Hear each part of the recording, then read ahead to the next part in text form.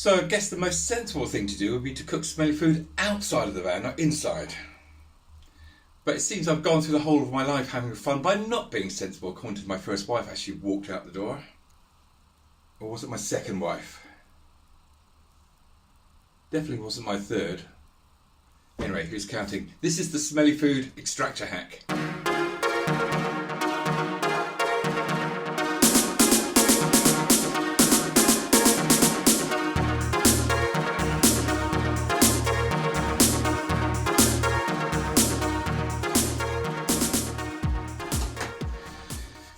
Okay, so barbecues are great, but I cannot be the only person who wants to be able to cook inside their van as well as outside, so you've got an all-weather sort of cooking opportunity.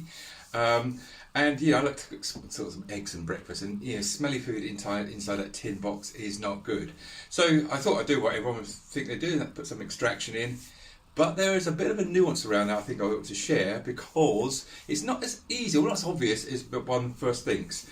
So you go onto the Argos or the Home Depot or B&Q websites, and you can see all these separated extra low voltage fans, and they're designed to safely use in wet environments. And you see, haha, these are 12 volt. And in the UK, we've got things like Xplayer do them, Manrose, a Rezo, I think. There's just several makes. SELV, don't worry about that, it's just the way the transformer works. But they're 12 volt, you think, great, I can hook it up to my system.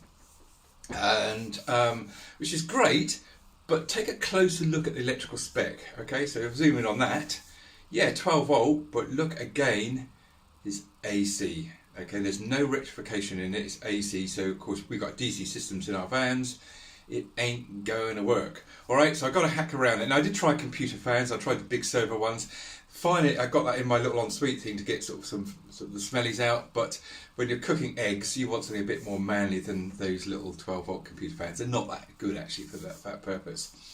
And this channel's all about hacks. Hacks is a much overused word, so we define it quite rigidly. And one of the definitions is using something to make a solution for some problem, but that something is actually designed for something else. Okay, and what I've put in my van is a boat bilge fan, okay, and this is an example one, and these are great for a number of reasons. First of all, they kick out a hell of a lot of movement in the air. You can get a real big hurricane draw from your van.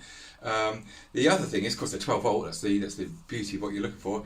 The speed of those fans in terms of the amount of air being extracted can be varied, and you can do that with what's called a PWM controller. They're cheap as chips. Don't worry about it if you're not into electronics. I'll show you how to wire them up. They're really, really simple, but it solves the problem.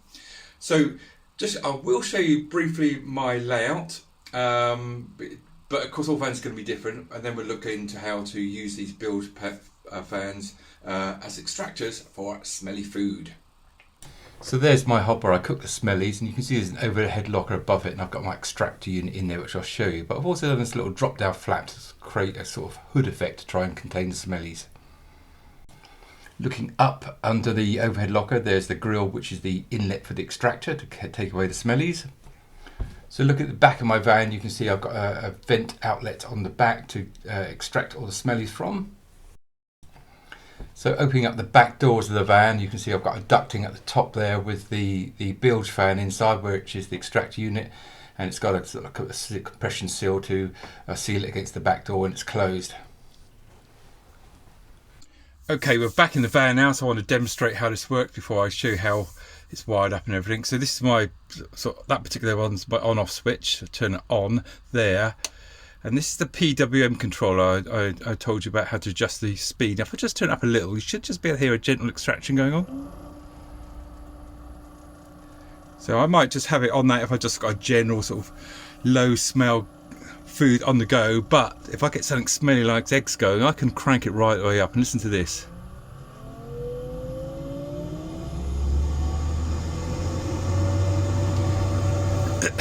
I feel myself getting sucked towards it almost. That will get the smell of any food out.